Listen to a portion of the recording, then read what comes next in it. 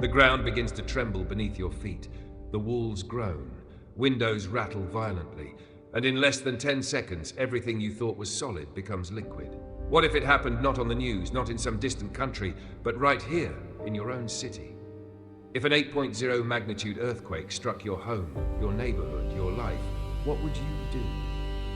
That question is no longer hypothetical. Around the world, cities once believed to be safe are discovering that the ground beneath them hides unimaginable power. The terrifying truth is that many urban centers, from Los Angeles to Tokyo, from Istanbul to Mexico City, are built directly over active fault lines capable of unleashing catastrophic destruction. Yet millions of people go about their daily lives unaware that everything around them could collapse in a matter of seconds. An 8.0 earthquake is not just a big one. It is a world changer. At that magnitude, the Earth releases energy equivalent to nearly 30 nuclear bombs. The shaking can last for over a minute, sometimes two, and the damage doesn't come only from the tremors, it comes from what follows. Fires ignite, gas lines rupture, bridges crumble, power grids fail. Panic spreads faster than the shockwaves themselves. In a modern city built on steel, glass and speed, an earthquake of this scale is not simply a natural disaster, it's a total systems failure. Imagine the scene. It's a weekday morning. Cars crowd intersections, office towers buzz with life, children fill classrooms. Then at 10:42 a.m. the first jolt hits. The floor moves sideways like an ocean wave. Within seconds, alarms scream, lights go out, and the city becomes a cacophony of fear. You hear concrete cracking, steel twisting, and somewhere close by, a scream. People stumble out of buildings, their phones useless, the sky thick with dust. Streets split open like scars, swallowing vehicles whole. And as you look around, you realize that everything familiar is gone. If you live in a skyscraper, the shaking feels endless. The building sways, furniture flies, glass shatters into deadly rain. Elevators stop mid-floor, people pray, some scream. The air fills with the sound of collapsing ceilings and the deep, hollow roar of the earth itself. In a single moment, the city that took decades to build is reduced to debris.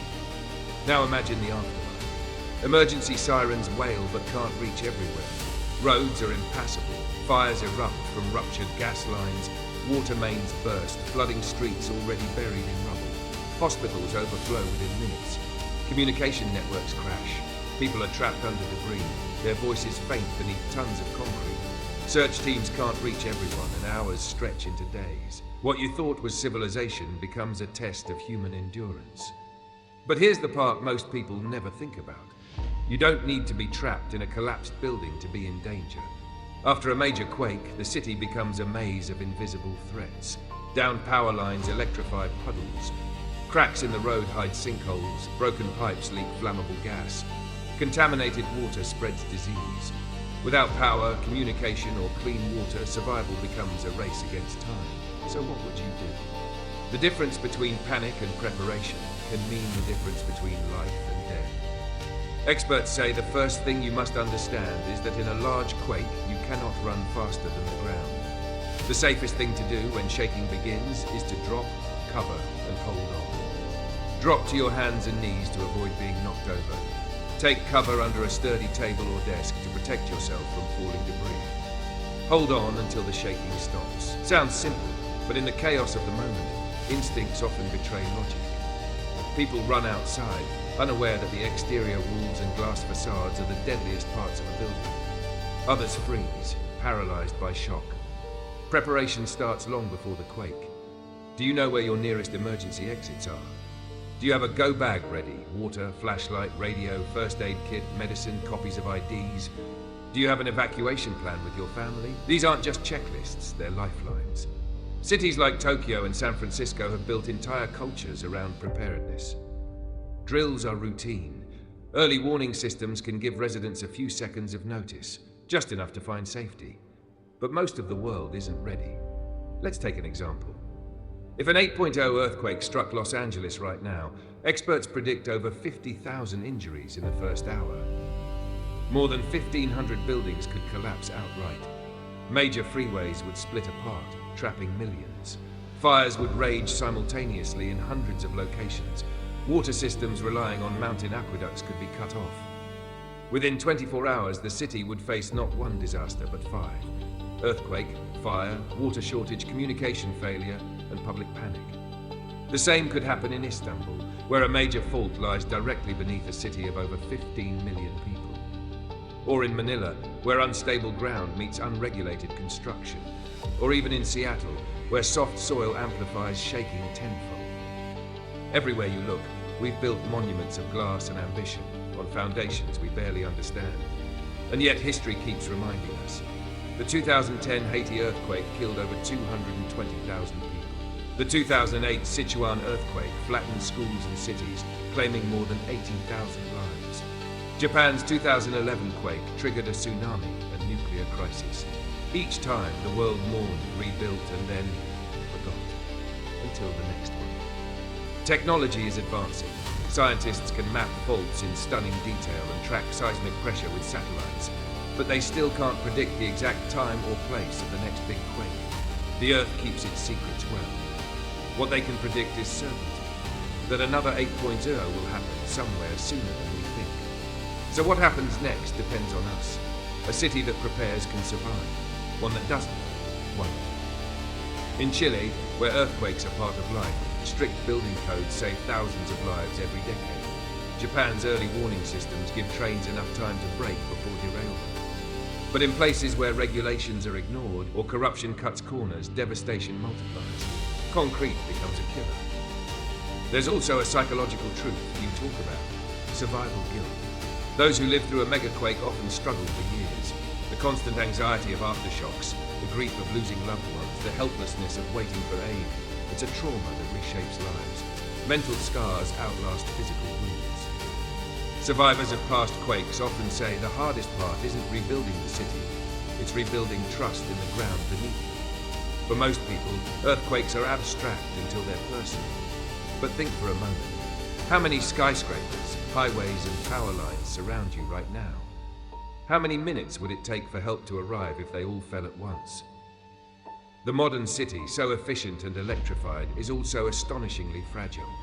Every comfort we rely on, light, water, food, communication, depends on systems that fail the moment the Earth shakes. That's why experts emphasize resilience, not just rescue. Resilience means backup power sources, emergency shelters, community training, and public awareness. It means designing cities not only for convenience, but for survival. It's not fear, it's foresight. And the irony? Some of the deadliest cities are also the least prepared. Many governments still treat natural disasters as unpredictable tragedies, not solvable engineering challenges. But there's nothing natural about neglect. Earthquakes don't kill people. Collapsing buildings do. Now picture your own home. Would it withstand a major quake? Heavy furniture bolted to the wall? Gas shut-off valves installed? Family meeting point decided? Most people say no. Not because they don't care, but because they don't believe it will happen to them. That illusion of safety is humanity's oldest mistake. In the first 24 hours after a quake, survival depends on individuals, not governments. Neighbors rescuing neighbors, strangers sharing food and blankets, communities forming out of chaos. That's what truly saves lives, the instinct to protect one another. In those moments you see the best and worst of humanity. Fear, panic, courage, compassion, all at once. Then come the days that follow, the long silence, the dust, the waiting. Search and rescue teams work tirelessly, listening for faint sounds beneath the rubble. The smell of smoke lingers in the air. People line up for clean water, for medical care, for news of missing loved ones. It's a scene repeated across centuries, across continents. Earthquakes remind us that civilization is only skin deep, that nature still holds the final word. But there's another way to see it. Every disaster also reveals extraordinary strength. From the ruins, people rebuild, not just homes, but hope. Children return to makeshift schools. Families gather under tarps and pray. Scientists study, engineers redesign, communities vow to do better. Humanity endures, not because the Earth is kind, but because our will to rise is stronger than gravity itself. So what would you do, really, if an 8.0 hit your city tonight? Would you know where to go? Would you have what you need to survive? Would you be ready to help someone else? These are questions worth asking before the ground decides to answer them for you. Every plate on Earth is still moving. Every fault line still whispers.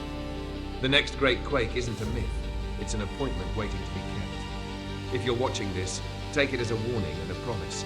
No city is too advanced to fall, but no community is too fragile to rise again. Preparation is not paranoia, it's power. It's the one thing you can control in a world that moves beneath your feet. And when the shaking starts, when the walls bend and the lights go dark, remember, it's not just about surviving the quake, it's about surviving after. If this message opened your eyes, don't let it fade when the screen goes black. Subscribe to Crisis Lens, like this video, and share it, because awareness saves lives long before the shaking ever begins.